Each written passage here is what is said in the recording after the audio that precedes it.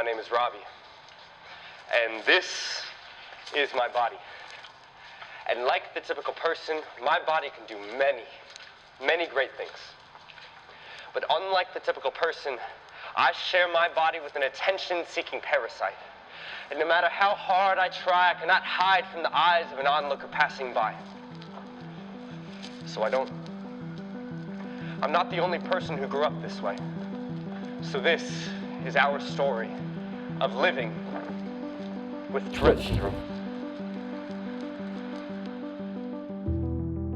Tourette's is a misfiring of the brain. It's not this obscure, scary thing. I didn't really realize, I didn't really notice that I had tics, I guess, but my parents did. I didn't know they existed, and I didn't even know they could happen. It just happens without me knowing. Sometimes I know it's gonna happen. Like there's an outside force doing it, but it's beneath your skin. Like an itch that you can't really scratch. It's like a bunch of potential energy is building up in the specific area of my body where the tic is going to happen. It feels like tension in every sense of the word. I can only release that energy through that specific tic.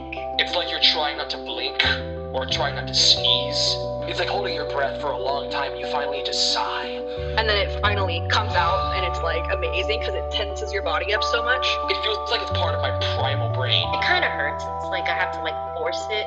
If I'm really excited about something, my body will just tick. It's like when you know you can't tick, you want to do it even more. When I was younger, I didn't really know what was happening, so whenever it happened, I'd panic, and then it'd get a bit worse. It does change over the years. Sometimes it'll be worse than other times. They fluctuate, they come in, they go out. And it always comes at either the perfect time or the most inappropriate time. It's like a vengeful sibling, a spiteful sibling. It knows that whenever you're doing something important, it knows you're doing something important. There are things that you just can't understand because you aren't that person. And Tourette's is just one of the millions of things that fall into that category. 1 in every 1,000 people live with a varying severity of Tourette syndrome, a neurobiological disorder characterized by the imbalance of the neurotransmitter dopamine, pertaining to the consistent and the reoccurring miscommunication of the planning and the movement portions of the brain, resulting in motor and vocal tics, like this.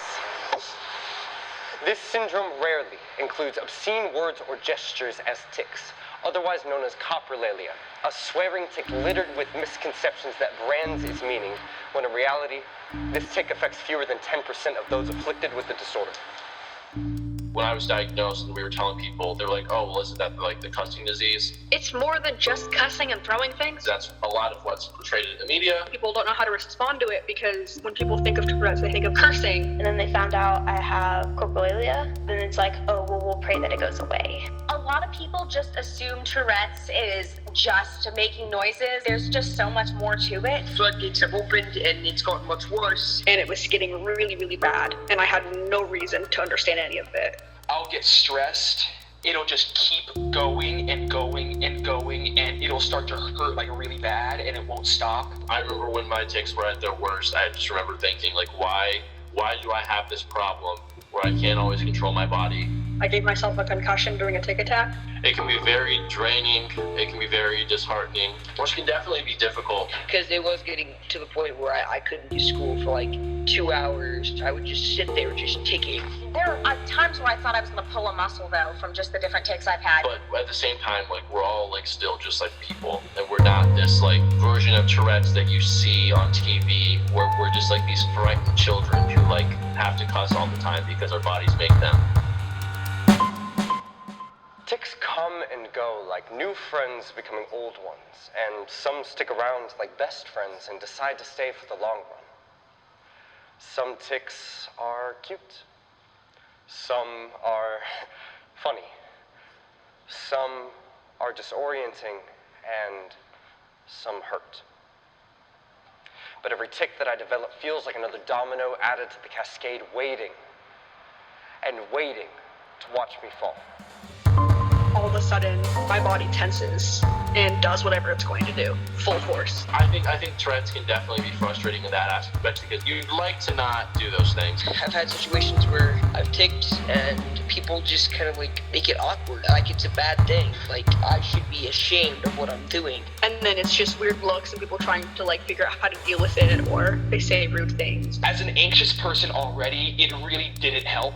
People hear weird sounds and they're like, what the hell is that? Just straight up talking to people used to be a problem. Just ask. I'd rather you ask than make weird assumptions or say weird things because you don't understand. They think I'm faking it, that it's not real. 2 people in particular think I'm doing it for attention. So many people think that it's for attention. And I just want to smack them because that's not the case at all. I don't think they understand that I kind of don't like attention. Yes, I have it. Yes, it's disruptive. I guarantee I hate it more. But they don't get that. They don't listen to me. I'll say that and they'll be like, oh, yeah, sure. It's just like a lot to explain sometimes. Like I just don't want to do it sometimes. And honestly, like, one of the worst parts for me was not being accepted by people. And she would say, stop it. I'd say, I can't help it. And she'd say, yes, you can.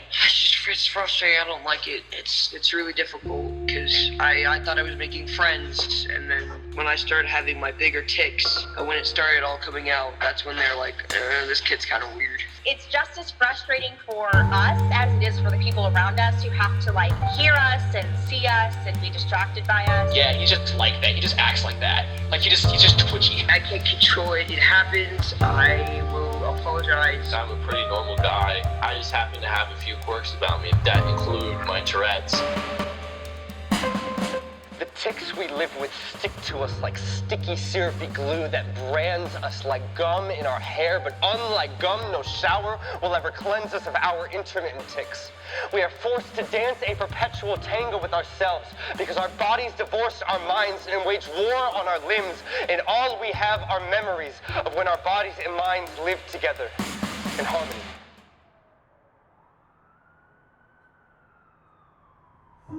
They all know I have Tourette's, but they have no idea the full extent. It's difficult to be open sometimes when you know that at any moment you could just start just jerking around. I'm terrified of rejection, and so I hide who I am. That really affects how I see myself and the connections I can have with others. It's nothing to be hated for. Like, if someone has Tourette's, don't hate them. I just want to be able to tell people about my Tourette's and not worry about them putting me in a box because of that. People tend to like look down on people with those disorders and feel bad for them, and it feels like you have to be like a little careful with people like that. Like there needs to be a sad violinist following us around. People with Tourette's aren't that different. I definitely have days where it brings me down, emotionally, physically. Like, it's exhausting sometimes. I've learned to deal with it because I've had it for so long now. It's just become such a part of me. The people aren't broken. I can still function like everyone else. I can't change the diagnosis, so I'm not gonna like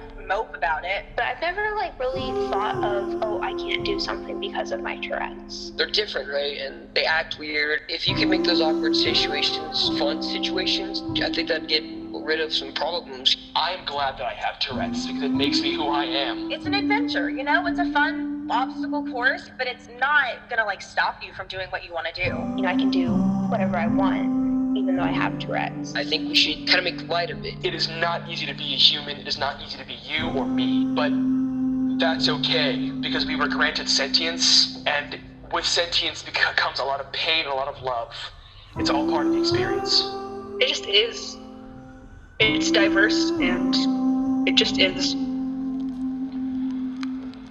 We can't expect anyone to accept our tics until we accept our tics.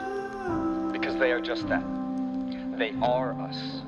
In the same way that a fingernail or a freckle is inconsequential yet derived from us, our tics are just another hair on our head. We don't even notice it's there half the time.